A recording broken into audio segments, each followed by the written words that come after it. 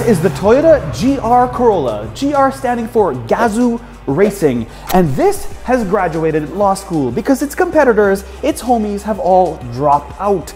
Goodbye the Mitsubishi Evo, goodbye the Subaru STI, and goodbye the Focus RS. This is a rally car. I thought it was like a street kind of machine, but no, it is actually a rally car because it is all-wheel drive. Wheels in the front, wheels in the back, they both spin, and you can adjust the ratios in the car. It makes 300 horsepower, which means one cylinder makes 100 horsepower times 3. This is what you get. It is a hatchback. It is cool, and is the first time that Toyota has created an all-wheel drive system this cool in 20 years.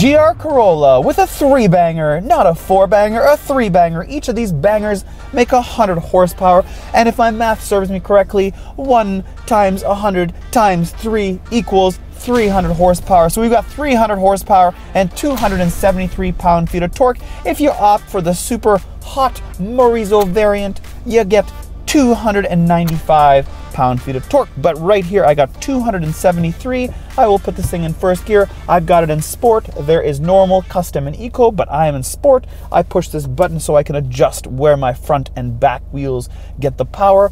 I will put it in track mode. I'll put my draggy box on, put it in first gear, give it some revs, and let's see what we can get out of this thing. Here we go. Not the best launch in the world, probably the worst launch in the world, but let's see what we can get out of this thing. We've got 6.3. Not super fast, but I don't think it's designed for that kind of vibe. It's more of a track, zippier around corners kind of vehicle. But let's give it one more go. But this time I'm gonna hit the stability program button, and I have 4 fancy lights that come on. One of them says expert. That would be me. Let's put in first gear. Ooh. Now it wants to talk. Let's go. Oh, much better, much better, much better. Okay, we're alive, baby. 5.1. Whee!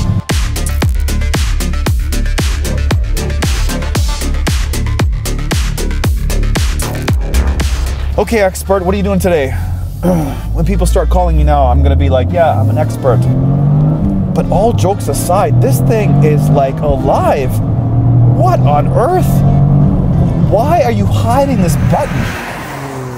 So let's dig a little bit deeper into its competitors. You have the Honda Civic Type R, that is front-wheel drive. Then you have the Elantra N, that is also front-wheel drive. And then the closest competitor for the street is the Golf R, similar horsepower. That is all-wheel drive. However, you cannot adjust or lock the all-wheel drive system. In this specific case, you can. 60% in the front for the street setting. Then you have the track setting, which is 50-50, and then you have the 70-30 setting, which is 70% rear-wheel drive, 30% front-wheel drive. You can't do that on a Haldex-based front-wheel drive system in the Golf R.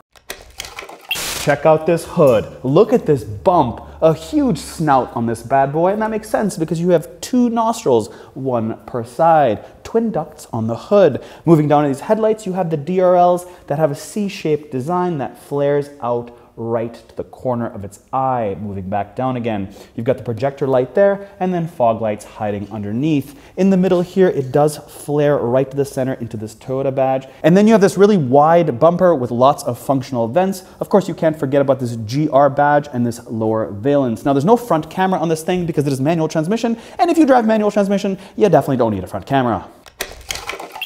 To the side of the wide-body Corolla, come take a look at these wheels. They're 18-inch wheels. They are wrapped with Michelin Pilot Sport 4s, and behind them, the brakes are 4-piston calipers, and they're 14 inches, and they are slotted, which means they have lines in the brake discs themselves. Of course, this car has been completely structured and made tighter than any Corolla ever.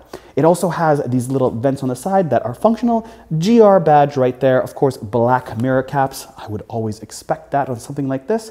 A really wide side flare or side skirt that ends up saying GR4 right there. This GR Corolla is 1.5 inches longer, 2.4 inches wider, and 0.1 inch taller than your regular Corolla hatchback.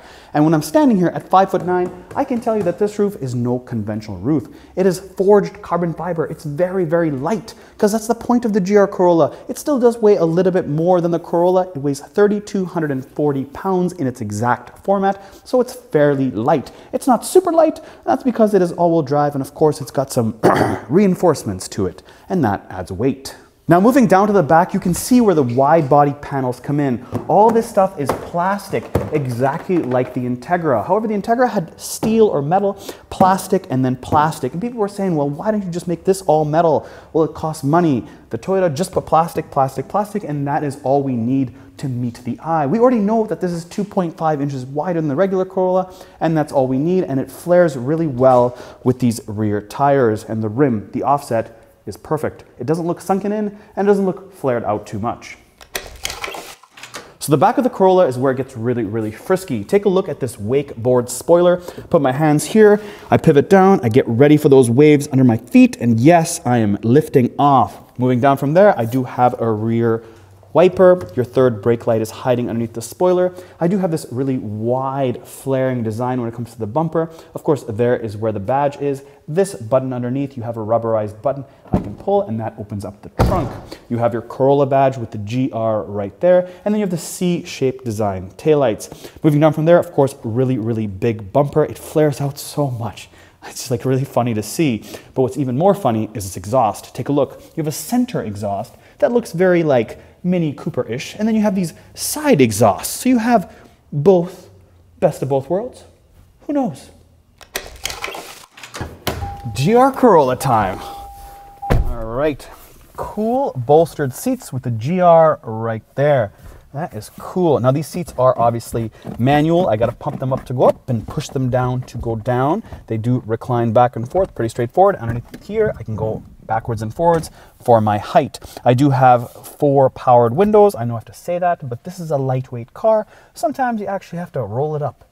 The steering wheel is nice. It has some white stitching or maybe gray stitching along the sides and GR badging right there. I would probably get rid of this Toyota sign in the middle and just put GR right there, or maybe a signature of some engineer. That would be pretty cool. I do have my volume controls and all my little adjustments for my infotainment on the left, and the right is where your cruise control is and your different modes, and to skip tracks. So a little bit of both. Then moving into the center, again, this is an 8-inch screen. I do have 2 vents and then a climate control. It is a single climate control, temperature on the left and fan speed on the right. Moving down from there, I do have a wireless charger. I have noticed around really tight corners, this thing doesn't hold my phone and it flies out. They are heated high and low. They're not air conditioned, even though they are suede and perforated.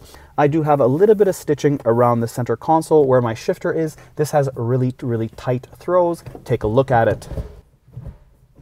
And then your drive modes are around this piano black or gloss black trim with my favorite button that you'll probably see on the drive. Moving down from there, I have the GR4 where I can adjust where my transfer of my all-wheel drive power is being sent. The front, the middle, or the back primarily. I have 2 cup holders, a handbrake that legitimately is run by a cable. I can hear it. Listen to this. Music to my ears. Moving down from there, I have a little plastic pad here where I guess you'd put the passenger phone, and then the stuff for the back seat, which is the USB-C and the cigarette lighter. There's no other USB or USB-C with the exception of one for the passenger right there. So that means there are 2. USB-C, a USB-C, and that's it. The glove box is pretty straightforward, nothing special there. And voila, I do have this little extension for me to block the sun. And that's that. Now, all GR Corollas come standard with Toyota's Safety Sense 3.0, and that gives you adaptive cruise control, lane departure warning, blind spot warning, advanced collision warning, automatic emergency braking, and of course, like all the rest of the stuff you'd expect in 2023. Now, if you're an audiophile, you'd like to know that the Circuit Edition comes with the JBL sound system and it has 8 speakers. Back seat of the GR Corolla. Let me show you how these seats fold down. Very similar to everything European, there's a little handle right here and a little red warning tab when you pull them down. This is how the seats fold. Now, this is a hatchback, so that makes sense to me to know. When I jump back here, I do have suede seats per side. They are perforated. Of course, they're not heated or cooled. This is a GR Corolla after all. Lightweight is what we need. You do have 2 cup holders there, map pockets or storage pockets, I should say, right behind each seat, not just one seat. Yep, that is cool. Right here you have a cigarette plug, and then when I lift this up, you have one USB. So one USB for people in the back. You do have a cup holder on the door around this piano black plastic, and of course, because it has a carbon roof, this doesn't have a sunroof. So let's jump in the back of the GR Corolla and see how much room we have. Very easy to open up, just a soft rubberized button. As far as depth goes, we have 28.5 inches. As far as width goes, we have 41.5 inches. Now underneath here, you do have some storage where you can leave your measuring tape, and then you have this tire repair kit and the battery right there.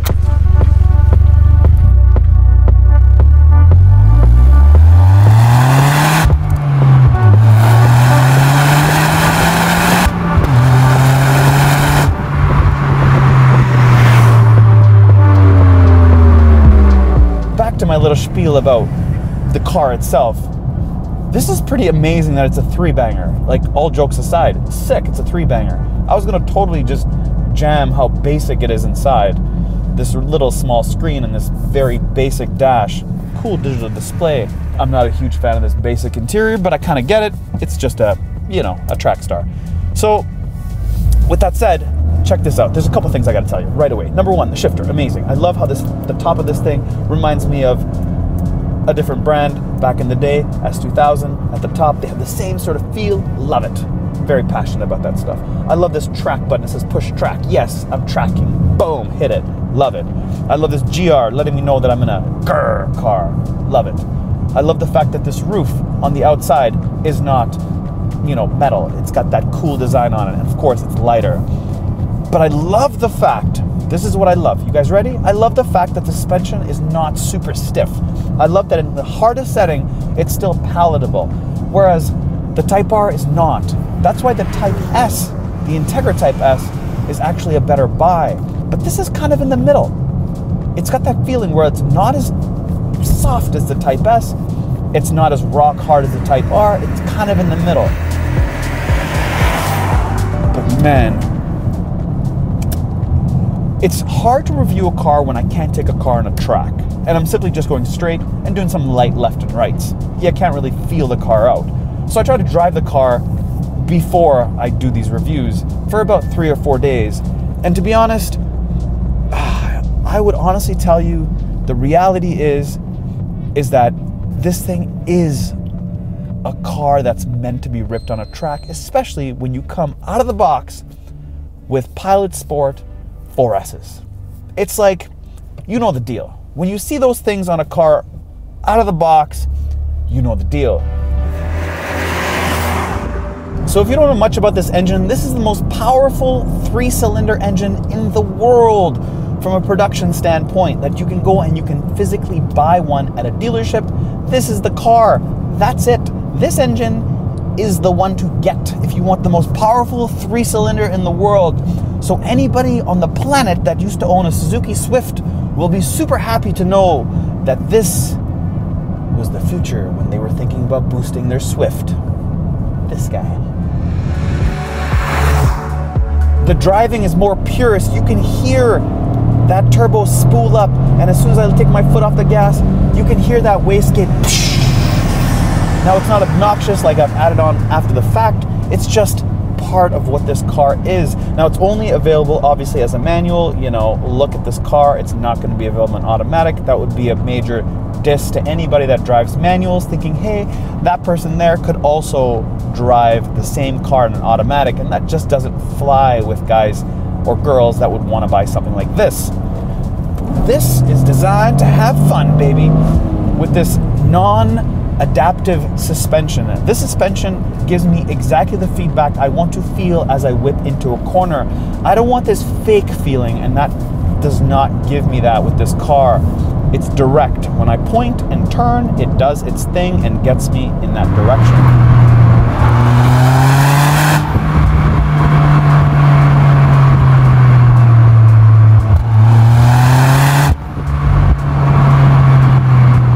What this car is really designed to do is it's to accelerate and then hit the brakes. Accelerate and then go into a corner and hit the brakes.